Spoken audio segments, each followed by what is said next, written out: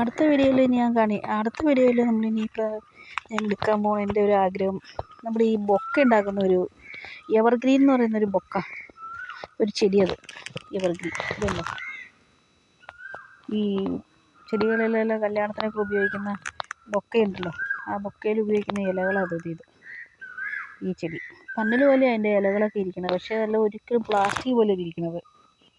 എൻ്റെ കല്യാണത്തിലൊക്കെ ആ കാലഘട്ടങ്ങളിലൊക്കെ ഈ ഇല വെച്ചിട്ട് നമുക്കിങ്ങനെ ഈ ആനയുടെ നെറ്റിപ്പട്ടം പോലെയൊക്കെയുള്ള രീതിയിൽ ഒക്കെയുള്ള ബൊക്ക ഇറങ്ങും. ഇപ്പം അതിൻ്റെ വലിപ്പം കുറഞ്ഞ് ഇപ്പോൾ ഈ ഉണ്ട പോലെയൊക്കെ ഫാഷൻ മാറ്റി കൊണ്ടുവന്നേക്കും അപ്പം.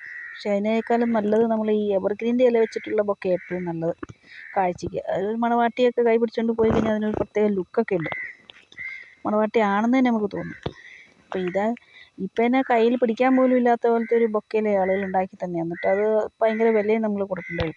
ഈ ഇല ഞാനിവിടെ അന്ന് മുതൽ നിർത്തിയേക്കുന്ന ഈ ചെടി, ഇതിനകത്തൊരു കായ ഉണ്ടാവും, അതിൽ നിന്നാണ് ഇതിൻ്റെ തൈകൾ ഉണ്ടാവുന്നത്.